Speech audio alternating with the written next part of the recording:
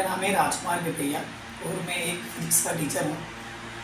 मैं आज आपको क्लास 12 के टॉपिक इलेक्ट्रोस्टैटिक्स के बारे में बताने जा रहा हूँ। इलेक्ट्रोस्टैटिक्स में बेसिकली हम चार्ज की स्टडी करते हैं, उन चार्जेस की स्टडी करते हैं जो रेस्ट में होते हैं। चार्जेस के बारे में जैसे कि हमको पहले से पता है कि चार्ज दो टाइप के होते हैं, एक पॉजिटिव चार्ज होता है और एक नेगेटिव चार्ज होता है। पॉजिटिव चार्ज को हम प्रोटॉन बोलते हैं, नेगेटिव चार्ज को हम इलेक्ट्रॉन बोलते हैं।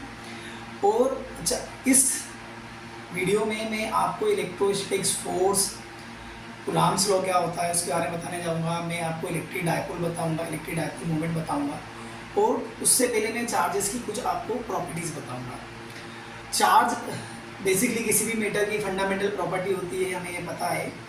और चार्ज जो होता है, अगर सेम चार्जेस जैसे पॉजिटिव चार्ज होते हैं तो दोनों में रिपल्सन होता है, नेगेटिव चार्ज होते हैं तो भी दोनों में रिपल्सन होता है। एक पॉजिटिव चार्ज है, एक नेगेटिव चार्ज है तो दोनों में अट्रैक्शन होता है। तो ये जो अट्रैक्शन और ये जो रिपल्सन फोर्स होता है इसी को हम इलेक्ट्रोस्टैटिक फोर्स बोलते हैं।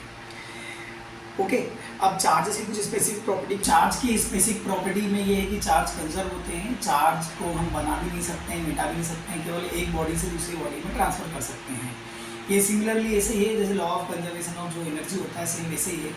Law of conservation of mass होता है सेम वैसे ही है कि चार्ज भी कंजर्व होते हैं। Charge neither be created nor be destroyed, it can only transfer from one body to another body. इसके अलावा चार्ज क्वांटाइज्ड होते हैं। क्वांटाइजेशन का मतलब ये होता है कि चार्ज जो होते हैं किसी एक बॉडी से दूसरी बॉडी में ट्रांसफ़र होते हैं तो उनकी जो फंडामेंटल यूनिट है उसके इंटीग्रल मल्टीपल में ट्रांसफ़र होते हैं। इट मीन्स कि अगर एक इलेक्ट्रॉन दूसरी बॉडी से, एक पहली बॉडी से अगर दूसरी बॉडी में ट्रांसफ़र हो रहा है तो ऐसा नहीं होगा कि 1.5 इलेक्ट्रॉन एक बॉडी से दूसरी बॉडी में चले गए या 2.5 इलेक्ट्रॉन एक बॉडी से दूसरी बॉडी में चले गए।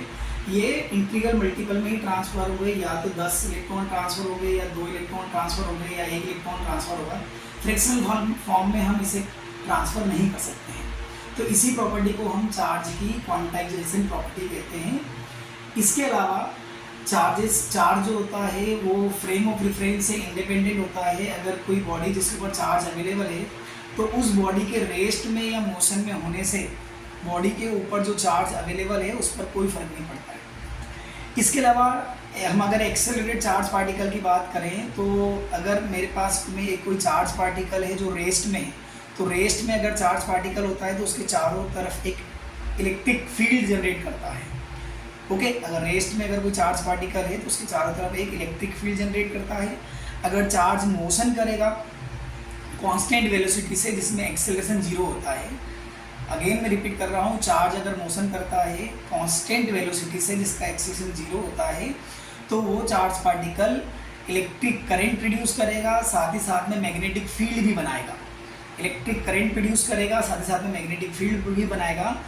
एंड थर्ड थिंग, अगर वही चार्ज पार्टिकल मोशन में है और एक्सेलरेट कर रहा है, अगर उसके अंदर एक्सेलरेशन अवेलेबल है तो इलेक्ट्रिक फील्ड भी बनेगी, इलेक्ट्रिक करंट भी बनेगा और साथ में आपकी मैग्नेटिक फील्ड भी बनेगी। इसके साथ साथ वो रेडिएशन भी एमिट करेगा।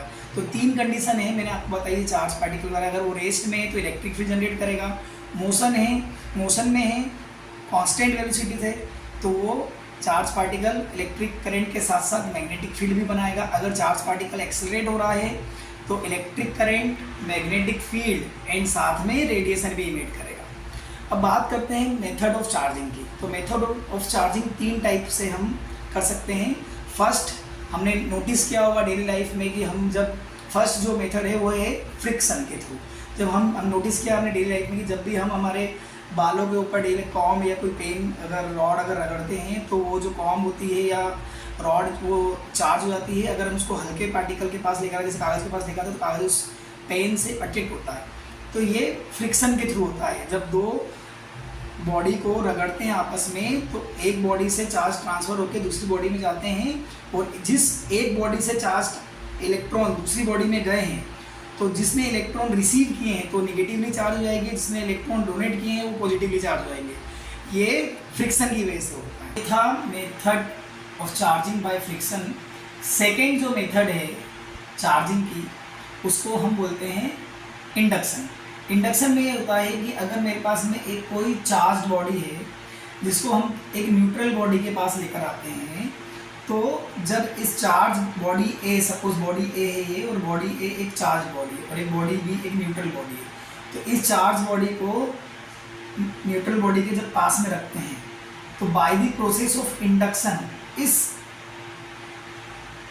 न्यूट्रल बॉडी के इनर सरफेस पर नेगेटिव चार्ज आता है और आउटर सरफेस पर पॉजिटिव चार्ज आता है। ऐसा इसलिए होता है कि ये जो आपकी चार्ज बॉडी है, ये पॉजिटिव चार्ज बॉडी, सपोज ये पॉजिटिवली चार्ज बॉडी है, तो ये जो न्यूट्रल बॉडी है इसके अंदर number of electron and number of proton equal amount में है, मतलब it means number of amount of positive charge and amount of negative charge equal amount में है, इसलिए ये इलेक्ट्रिकली न्यूट्रल थी। बट जब आप इसके पास में एक चार्ज बॉडी को लाकर रखते हैं तो ये पॉजिटिवली चार्ज बॉडी इस बॉडी के इलेक्ट्रॉन को अपनी तरफ अट्रैक्ट करती है, तो इनर सरफेस पर नेगेटिव चार्ज आएगा, आउटर सरफेस पर पॉजिटिव चार्ज आएगा। ये जो प्रोसेस है चार्जिंग की, इसे हम कहते हैं इंडक्शन। इसमें बॉडी को कांटेक्ट में नहीं रखते हैं, बस बॉडी ए जो चार्ज है वो उसको बॉडी बी जो न्यूट्रल उसके पास में लाकर रखते हैं, इसमें बॉडी का कोई कांटेक्ट नहीं होता।